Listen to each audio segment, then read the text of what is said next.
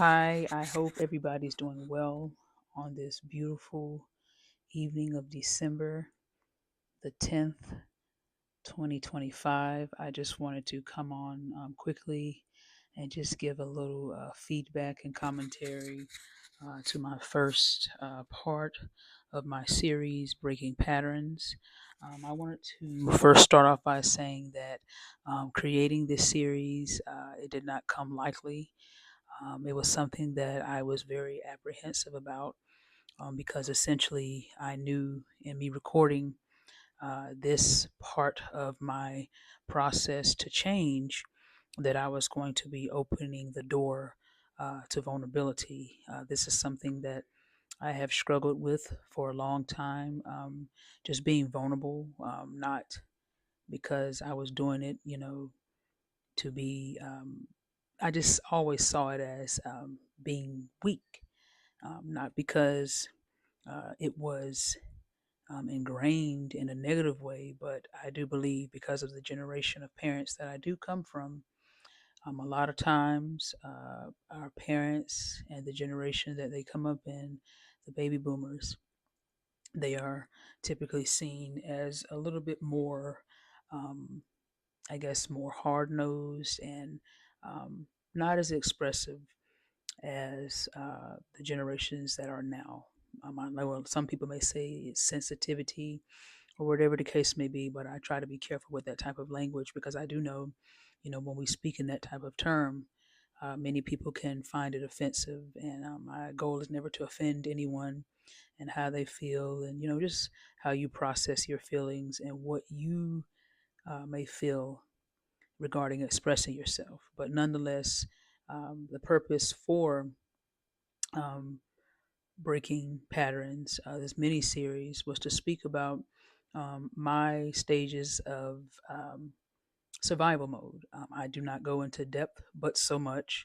Honestly, there are things that I have omitted. There are things I wanted to put in this series, but I chose not to, just because I believe that certain things should remain private, as the detail of the nature of a lot of the material is just something that shouldn't be expressed over the airwaves, at least from my point of view. But as far as part one, what survival mode taught me about overfunctioning. I will say my initial thoughts when I did look at the playback, I felt like, okay, I'm being vulnerable here. I'm expressing, my thoughts and my patterns. Um, like that same thought. I think it's just human nature. We automatically think, what are people going to think when they see this? How are they going to view me? The apprehensions of, that came to my mind. I'm not weak minded, and I'm. It's just a line that you have to toe sometimes when it comes down to these things because we're conditioned, I believe, a lot of the times to believe and think and feel that when we express ourselves, it's often considered weak when honestly it's not. I believe when you're able to express yourself, it gives you an opportunity to see whom you are as a person, what you're built of. I believe when we are, so to speak, not saying muzzled in a negative way, but when we grow up in an environment and homes, a lot of times, I know I had old school parents. We were often told to be quiet and not express because it was a sign of respect. It was a sign of just not being able to voice how you felt inwardly. This is something, again, that I had a problem with in survival mode, which was being very quiet, being thought of as the child who was, I guess because I was quiet, they thought I was okay. They thought I was good, but inwardly I was suffering a lot. I felt often just abandoned and alone, and it wasn't done intentionally because I've already had these conversations with both of my parents, and they know my thoughts and feelings concerning, the anger that I harbored towards my parents at one point. I was very upset with both of them, and they knew that, and I was able to apologize to them, and we were able to speak about it openly. And here we are, still building and trying to get better as individuals. But nonetheless, just this project alone, again, there was some trepidation on my end because um, I had to stop myself several times and say, Wanda, this has to be done. This is how you break stigma. This is how you overcome. This is how many people who are still in this state in life right now, overfunctioning, overcompensating, people pleasing, doing everything for everyone else other than themselves. If you watch this video and if you see any of your traits found within this, please know that you do not have to continue in that stance and state. Getting better and coming out of the survival mode of whatever it is that you faced. It doesn't matter. It could be something small, it could be something big, it could be considering relationships. It could be, again, through traumatic experiences. It could be through verbal abuse, domestic abuse. All of these survival mode instances, they cause many people to adapt behaviors that are often an offset to some type of traumatic experience. And I said, I didn't want to be closed off anymore. Many people who were around me, I know for a fact, people who used to work around me in other spaces, they can tell you, they know. Um, should they, they just knew how I was. I was quiet. I did what I had to do and I moved on. But this series, again, is about breaking a pattern within myself.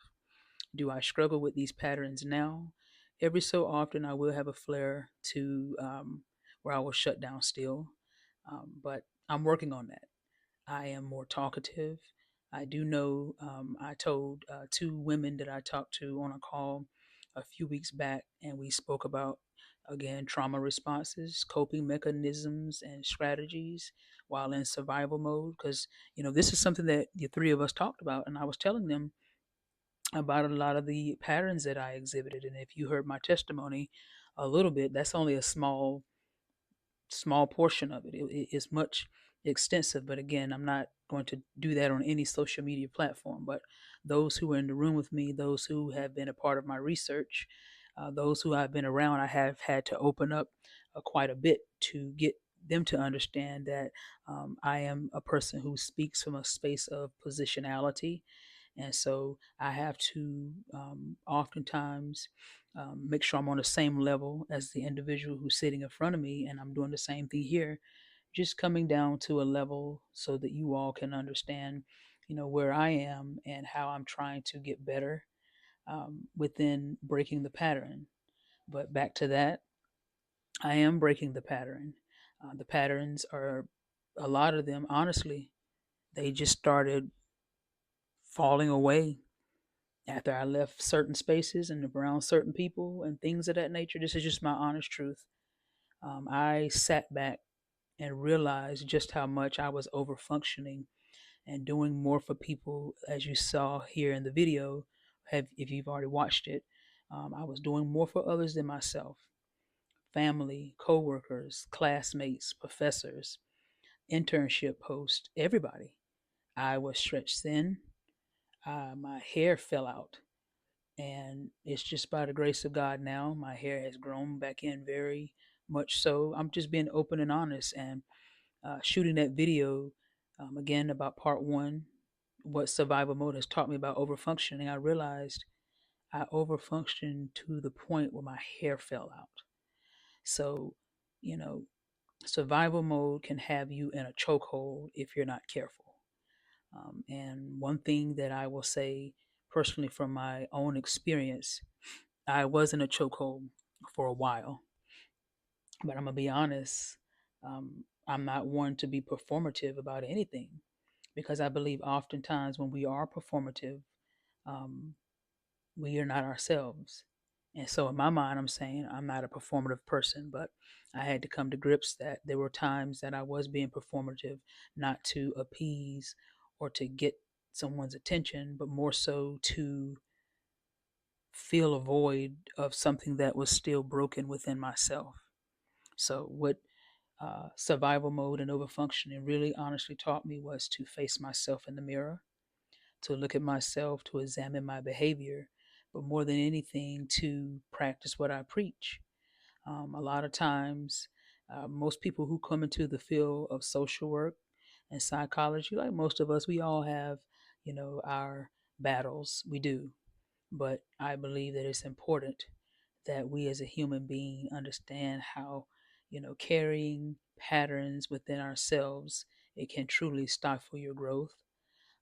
I did cry quite a bit after watching myself back on the video because I realized just how much I have overcome since the tail end of 2024 up until now, December the 10th. I am truly in a different stage in life. I am not in the same headspace. When I tell you the overfunctioning and stuff has come to a halt, I have gotten to the point now where, when I see and feel and hear things coming from other individuals, sometimes when I feel them, being draining, I will stop. I will get quiet. I won't even interject my opinion. I will let that individual talk, let them get what it is off their chest. And sometimes I just won't engage. These are things that I have learned to do to not overcompensate. These are things that I have learned to do to keep my head clear. Overthinking was another pattern that came into the partiality of overfunctioning. Um, I don't overthink anymore. My anxiety is pretty much zero now. Sometimes when we are in unstable places and environments physically, but also mentally, that's why I spoke to mental poverty. I believe back in September, or early October, mental poverty will stifle you. This is why some of my material on Facebook speaks to these things, because when you are in a mental bondage and you are perpetuating the same behaviors over and over and over again, you think, the behaviors that you're continuing in, it is it's normal. And a lot of the times, the way that we function, the way that we behave, it is often an offset of an environment that we grew up in, or it is an often offset of, you know, what our environment has, or how it has shaped us. And that can follow you from childhood, adolescence, early adulthood, and late adulthood.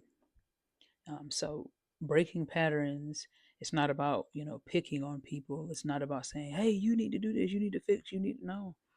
I just hope that, whomever's watching this follow back commentary, or just my second take on, after watching the video, that you will understand you do not have to overfunction for people. You do not have to go out of your way and do more than you're supposed to. I understand that it is a pattern that can be picked up, but know that that pattern can be broken, and you do not have to sit in that same cycle. You can break it. I am a firm believer, and I stand in the stead to tell you that I have broken my patterns. I have had people fall away. I have had people just naturally separate themselves, because I do believe within myself, just by me using my voice now on this platform, and I'll end this with here, this commentary here. Excuse me, I'm getting a little tongue tied. That when you want to rise and grow better, not above people, not better than people, but when you make a concerted effort to actually break the pattern, people are going to naturally fall away. And it's not because they're doing it hastily or hatefully, but you may come on the receiving end of that. But I believe that, once you break the pattern, it's going to really show you not only who you are as a person, but it's also going to show you the type of support system that you have around you.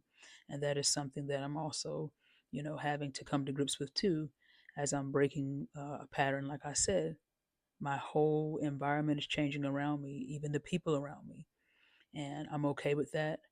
It was very hard to accept at first, but again, I have come this far, and I know God did not open the door for me to change, to not allow the information and to not allow my process to be recorded and shared with as many eyes as possible. I do hope that this material of breaking the pattern resonates with somebody, and I hope that you will take the time to consider the type of patterns that you have, perpetuated within your lifespan.